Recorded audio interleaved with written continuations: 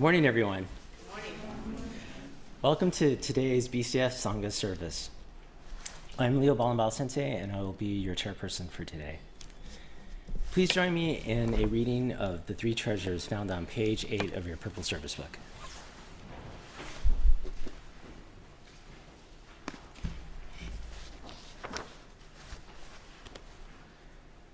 Hard is it to be born into human life. Now we are living it. Difficult is it to hear the teachings of the Blessed One. Now we hear it. If we do not realize the truth in this life, when will it be realized? Let us reverently take refuge in the three treasures of the truth. I take refuge in the Buddha. May we absorb ourselves in the principle of the way to enlightenment and awaken in ourselves the supreme will. I take refuge in the Dharma. May we be submerged in the depths of the doctrine and gain wisdom as deep as the ocean. I take refuge in the Sangha. May we live in harmony in the great assembly as disciples of Buddha and be freed from all hindrances, becoming units of true accord in the life of harmony, in the spirit of universal oneness, freed from the bondage of selfishness. Even through myriad ages of kalpas, hard is it to hear such an excellent, profound, and wonderful doctrine. Now we are able to hear and receive it. Let us thoroughly understand the true meaning of Tathagata's teaching. Namo Amida Butsu. Namo Amida Butsu. Namo Amida Butsu. Namanda, Namanda, Namanda Butsu. We will now have Sutra chanting led by Reverend Elaine Donlin, which is found on page 93 of the Purple Service Book.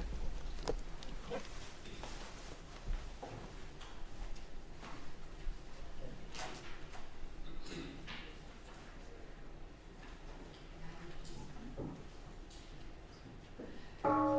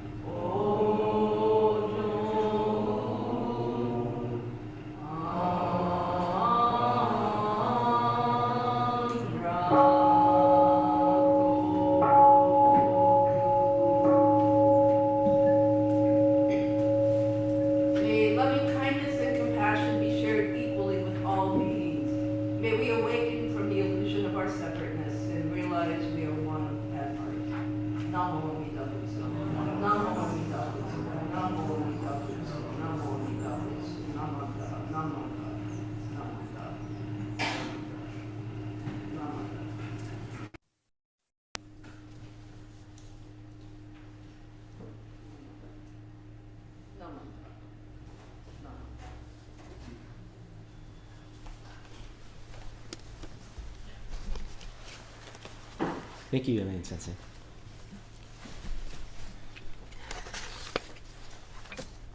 Now it is my pleasure to introduce our speaker this morning, Juliet Bost. Juliet, whose pronouns are they, them, theirs, has been a member of the San Mateo Buddhist Temple since 2016. They were introduced to Jodo Shinshu Buddhism in middle school when their family started attending Sunday services. Since high school, they have been active in the young Jodo Shinshu Buddhist community as a member of their local and district junior YBA chapters, and as a youth minister's assistant. In college, they were a member of the Young Buddhist Editorial and Senior YBA. Juliet recently graduated from UC Davis in March and is currently living in Sacramento area. Please welcome Juliet Bost.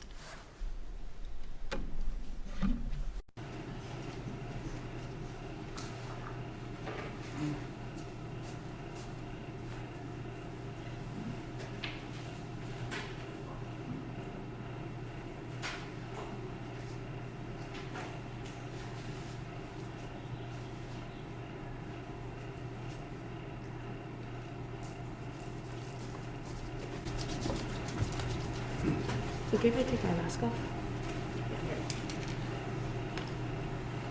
You can never be too safe.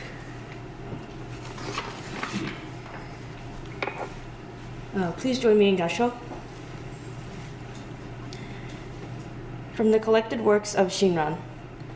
For the foolish and ignorant who are ever sinking in birth and death, the multitudes turning in transmigration, it is not the attainment of the unexcelled, incomparable fruit of enlightenment that is difficult. The genuine difficulty is realizing true and real Shinjin. Why? Because this realization takes place through the Tathagata's supportive power, because it comes about wholly through the power of great compassion and all-embracing wisdom. Namo Amida Butsu. Namo Amida Butsu. Namo Amida Butsu.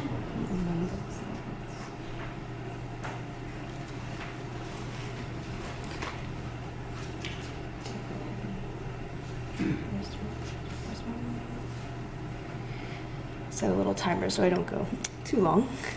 Thank you all for joining me for today's service. I'm humbled to be here speaking at the Buddhist Church of San Francisco, and I'd like to thank Reverend Henry Adams, Reverend Elaine Donlin, the broader Sangha in San Mateo and San Francisco for entrusting in me this opportunity to share a Dharma reflection with you all. This is also my first time speaking in person before the start of the COVID-19 pandemic, and I'm really grateful to not have to worry about being unmuted for a change. Other technical difficulties aside. Although I see a few familiar faces in the crowd, my mom, I'll introduce myself briefly to all the new Sangha friends here.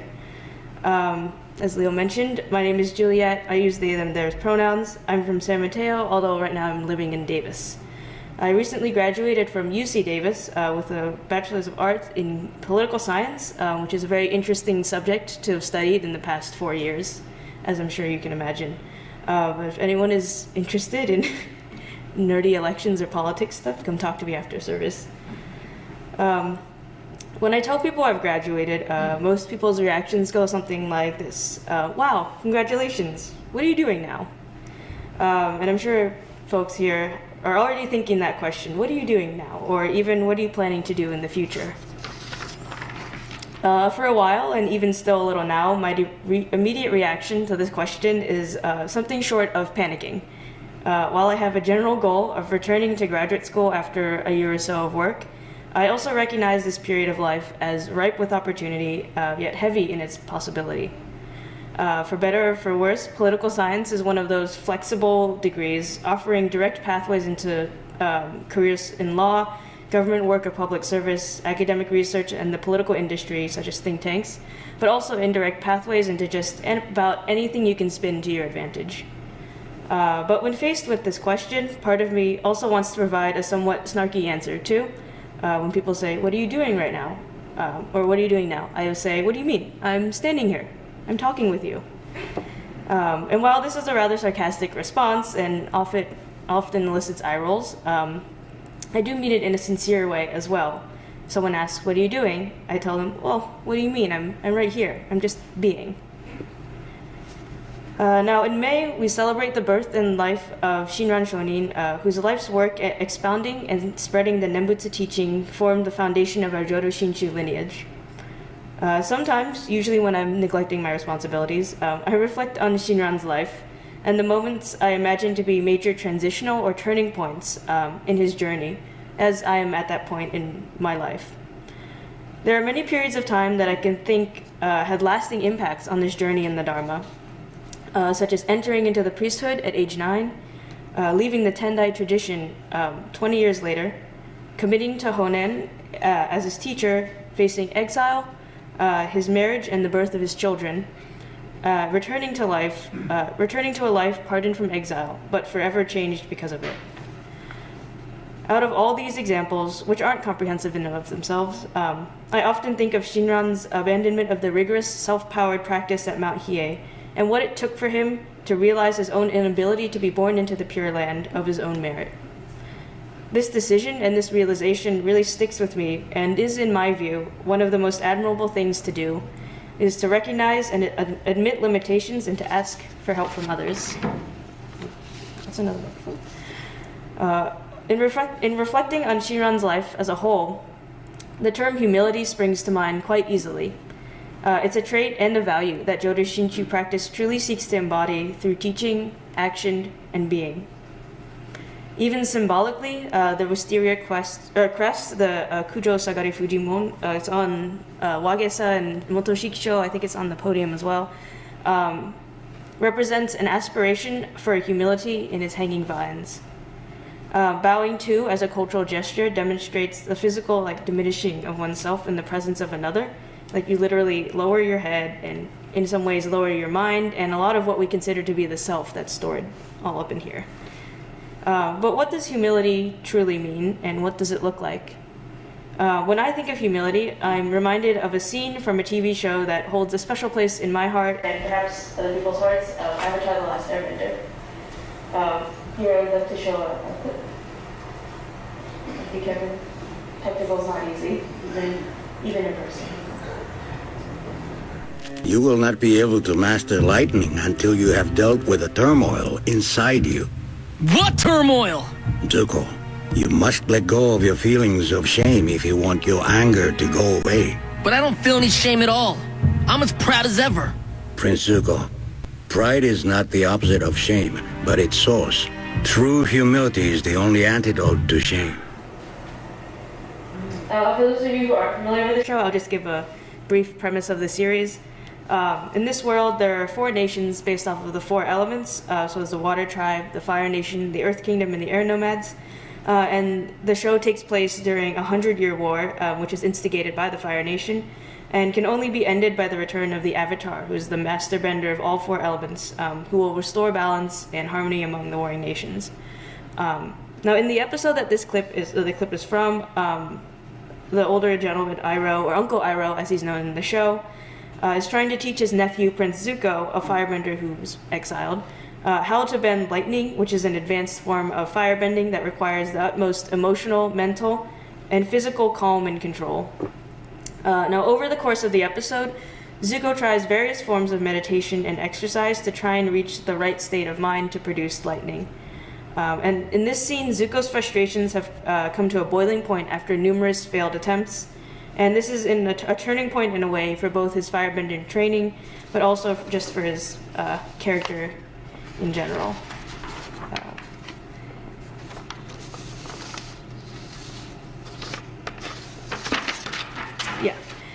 In being banished from the Fire Nation and sent on a mostly fruitless quest to capture the Avatar, Zuko's whole worldview relies on his feelings of shame and his wounded pride to motivate him in this single-minded focus.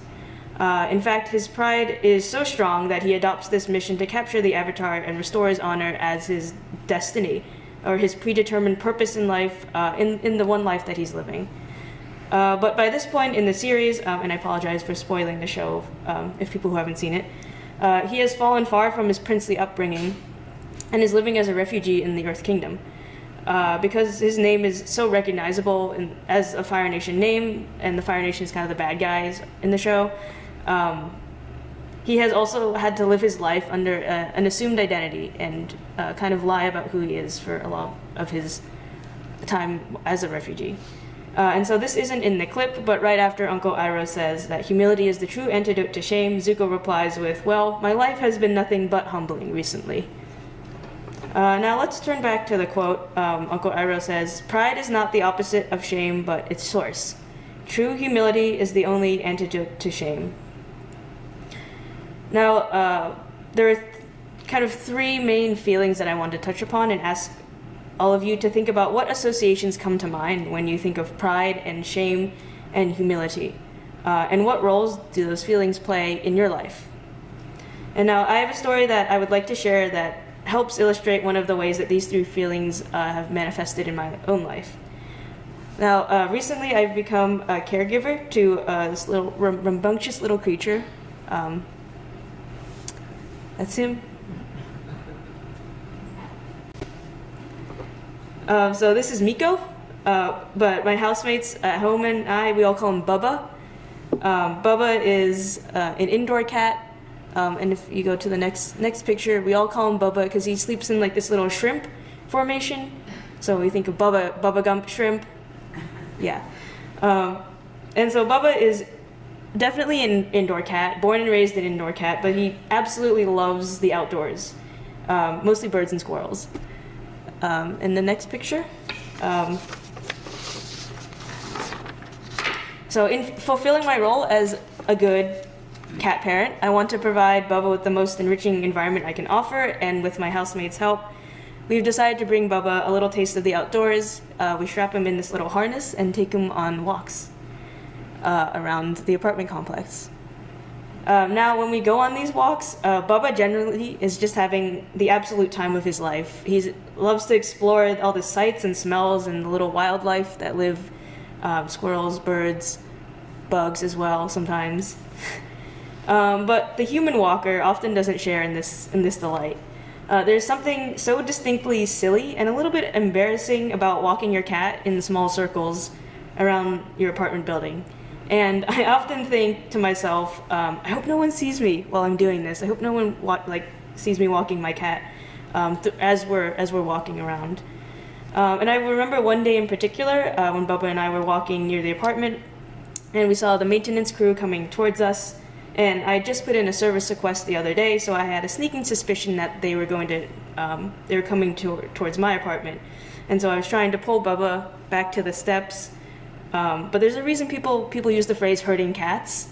It was not very helpful. So in the split second, Bubba saw the people walking towards us and kind of freaked out and made a mad dash in the opposite direction. And so I was a little caught off guard, and I had to make like an awkward lunge to grab him, and his leash got all tangled and he was squirming in my arms, and I was all keenly aware of the maintenance workers who were standing right about maybe the second row. They were watching as I was and holding Bubba, just like this. It was to say the least a little bit embarrassing. I felt my cheeks get really hot, my face kind of caught in that sort of expression, or that expression that you wear when you're caught in the middle of doing something very, very weird and you know it's weird, and the person who was watching knows it's weird and you know that they know that it's weird. You're standing there going, oh, hello. But I asked where they were headed, and with my arms full of this terrified, wiggling cat, led them up to the apartment, and I ended up kind of dumping the cat on the couch and helping them find their way around. And now, reflecting on this situation, just the idea of walking a cat in general, I often find myself laughing or telling the story with more humor than embarrassment. I think it's the distance from the event that allows me to see the situation for what it really is. And walking a cat is not particularly strange, but even the simple act outside of what we conventionally expect, like you walk dogs, you don't really walk cats that much. That was enough to create friction between my actions and my ego, or my pride. In this way, Uncle Iroh's words ring really true. My sense of a serious, enduring self led to feelings of embarrassment or shame. Only by recognizing my actions as they are, without judgment or preconceived expectations of conventional or unconventional, what's expected, what's not expected, I was able to adopt a humorous or more humble perspective of the situation. With all of this being said, we should be careful in making quick and easy generalizations, that pride is bad and humility is good in every situation. In many ways, pride and humility are two sides of the same coin, both complementing and informing one another. We can consider pride not as necessarily an inflation of ego, but as a very human feeling of self-recognition. While pride can reinforce like a dualistic way of thinking, which is that there is a me separate from the world around me, it can also be a reminder of our limitations in this physical body and human mind. Let me illustrate this concept with a little bit more serious and personal connection. So as a queer person of color, shame, pride, and humility play complex roles in my life. For myself and other queer people like me, much of our lives are spent at the margins of spaces, conversations, and even physical rooms. Feeling ashamed to be who we are and live as we are originates not from a sense of self or sense of pride, but rather someone else telling us what is right and what is wrong, and more explicitly, that we are wrong. But once planted, this seed of shame blossoms into a strong sense of ego, built around living with an internal judgment of what's right and what's wrong. When we live with shame, we cannot see ourselves for who we are, nor can we see the world for what it is. Our perspective is always tainted with a lens of prejudice and assumptions, and our egos are wrapped up in trying to do what we are told is the right thing to do or the right thing to be. When we live in a life clouded with shameful assumptions, feelings of pride can help us regain a sense of self rooted not in who we are, or not in who we should be, but who we really are. Pride can help us recognize the physical bodies we inhabit as substantial, even though they are ever-changing, and the life we live as authentic and meaningful. In this way, pride does not build the ego, but in a way breaks it down a little and helps us move towards a more humble realization of ourselves as we are. In this way, pride plays a very nuanced role in getting rid of shame, rather than being the source of it. While it is not the true antidote to shame, as Uncle Iroh says, it is sometimes necessary to recognize shame instead of as dictating the way of the world. In Jodo Shinshu, we build our Nembutsu teaching off of some key concepts. Two of them are Shunyata and Pratitya Samutpada, which are kind of somewhat academic Sanskrit terms, but really these are teachings of non-self and interdependence. Together, these teachings speak to a fundamental lack of essence to anything in the world. Every moment we experience is a result of a multitude of causes and conditions, both known and unknown to us, that have worked to bring it into fruition. Everything we see as distinct from the world, including ourselves, has come to be in this same manner, such that all has made what we see and who we are is inseparable from the thing or being itself. And for a more concrete example in a thought experiment, just imagine an apple pie. Okay. What makes an apple pie at its truest essence? Is it the apple filling? Is it the pie crust? And what makes these elements of the pie themselves? We have apples grown from trees, harvested by farmers and shipped to us by truck drivers, chopped and baked by yet another person, maybe a baker, maybe a loved one, maybe yourself. The pie crust, which itself is a combination of flour, lard, water, salt, eggs, and other stuff. I actually have never made pie crust by hand before.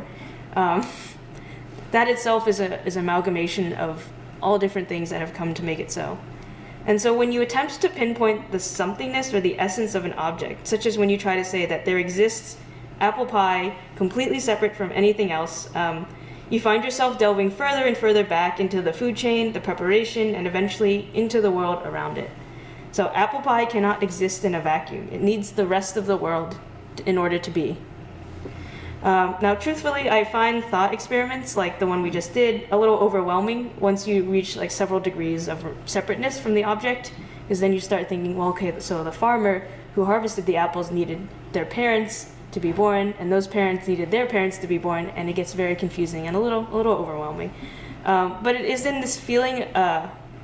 feeling overwhelmed that I'm reminded of how limited my day-to-day understanding of these karmic causes and conditions truly is. And I feel somewhat amazed that things happen in such a way that I'm still here, living and being just as I am. I imagine Shinran Shonin encountered a very similar realization and a powerful acknowledgement of his own interdependence with the world. Perhaps it was feelings of shame or recognition of shameful pride that led Shinran to seek out a new path, but it was ultimate humility that he realized and encountered in the teachings of the Buddha that Shinran calls upon us all to realize and entrust in, which is Shinjin. This ultimate humility allows us to see our lives for what they are and to live authentically, bathed in the compassion of Amida Buddha. So here, let us return to Shinran Shonin's words and reflect on them. So please join me in Gassho. From the collected works of Shinran. For the foolish and ignorant who are ever sinking in birth and death, the multitudes turning in transmigration, it is not an attainment of the unexcelled, incomparable fruit of enlightenment that is difficult. The genuine difficulty is realizing true and real Shinjin. Why? Because this realization takes place through the Tathagata's supportive power, because it comes about wholly through the power of great compassion and all-embracing wisdom. Namo Amida Butsu. Namo Amida Butsu. Namo Amida Butsu.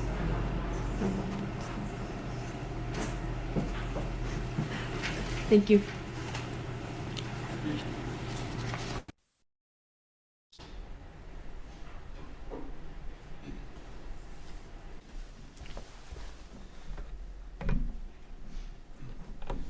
Thank you, Juliet, for your wonderful Dharma reflection.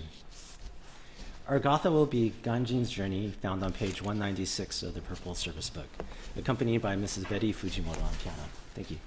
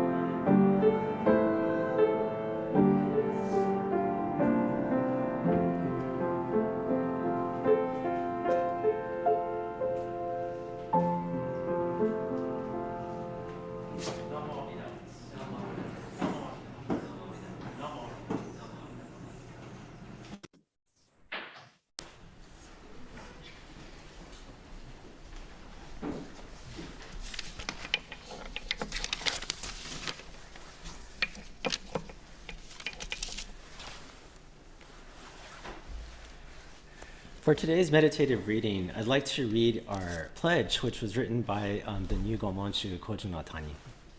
Please join me in Gassho. Our pledge.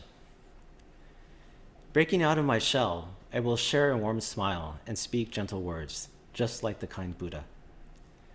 Not becoming lost in my greed, anger, and ignorance, I shall think and act with an open mind, just like the calm and peaceful Buddha. Not putting myself first, I will share in the joy and sadness of others, just like the compassionate Buddha. Realizing the gift of life I have received, I shall strive to live each day to its fullest, like the Buddha who tirelessly works to liberate all. Namo Amida Butsu. Namo Amida Butsu. Namanda, namanda, namanda Butsu. Thank you. I'd like to offer appreciation to Juliet again for such a wonderful Dharma talk. Thank you, especially on the eve of Pride Month. And I'd like to thank Reverend Elaine Donlin for chanting this morning, Betty Fujimoto for playing the piano for us, and our Zoom engineer, Kevin Yoza, for assisting us in all our technical endeavors. Thank you. We have a few announcements. Next Sunday is Memorial Day weekend and holiday, so there will be no service.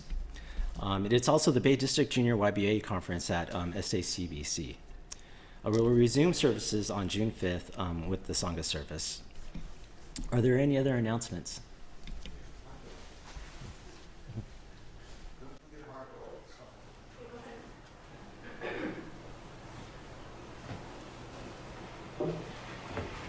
Morning.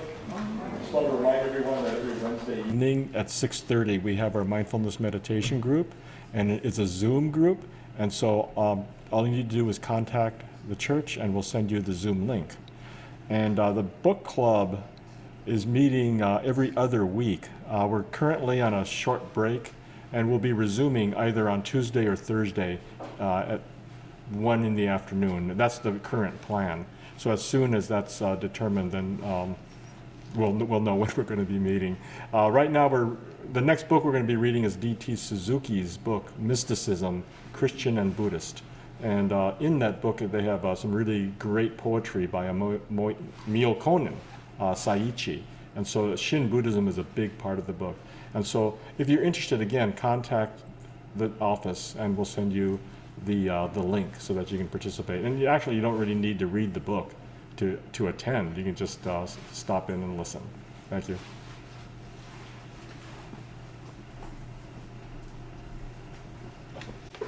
Good morning. I have a few announcements. I'm not going to take my mask off. I have a cold. That's my first announcement, is that the government is giving out 8 new COVID tests. So I took a test last night and I took one this morning to make sure it is a cold. So if you need the link to reorder 8 new, in addition to the first 2 times you've ordered for free tests, they'll send it immediately to your home. So it's a good deal. And it also just helps us all stay healthier, to know whether we have a cold, allergies, or actually, COVID. So please check that out and see me if you need the link. I wanted to let everyone know 2 events that are happening in Japantown. The first one, I've been working with a group called the Japantown Rainbow Coalition.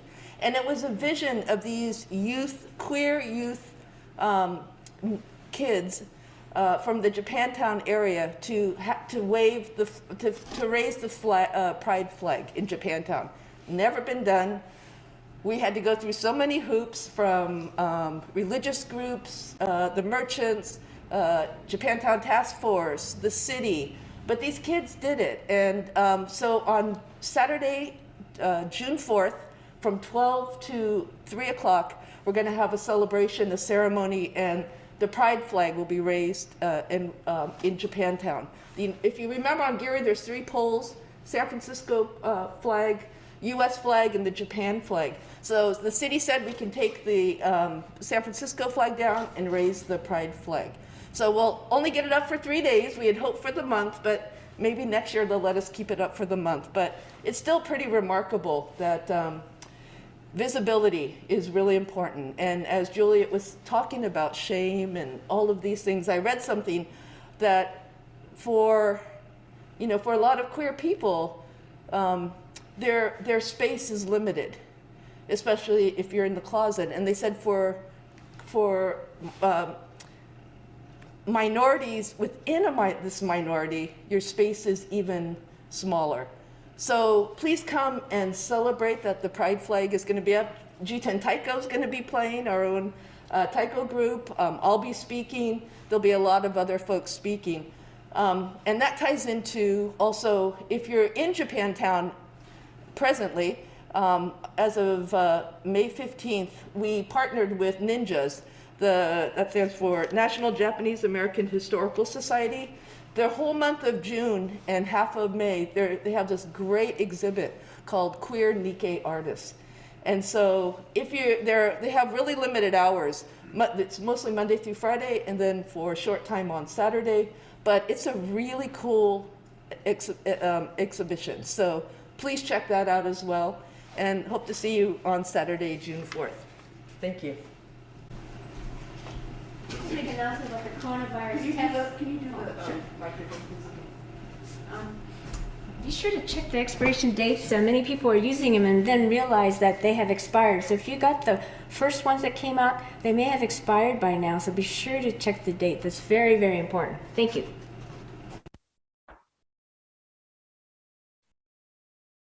Thank you, Betty. I didn't realize that. Thanks. I have one announcement for myself as well for the Pride events. Also on June 4th, the Gay Asian Pacific Alliance Chorus, which I'm a part of, will be performing at the Legion of Honor at 4 o'clock. It's a free concert, and one of the songs that we're singing as a request of mine is Koko ni Sachiari. So if you want to come and see our concert, that's on June 4th at 4 p.m. at the Legion of Honor, and it's free in the theater downstairs. This concludes this morning's Sangha service. Thank you for joining us. And please join us downstairs. There will be a hot dog luncheon. So we usually have our hot dog luncheon in Gatha, but it was postponed, and we're having it today. So please join us all downstairs for a hot dog lunch. Thank you. Namo Amida Butsu. Namo Amida Butsu. Namanda, Namanda, Namanda Butsu.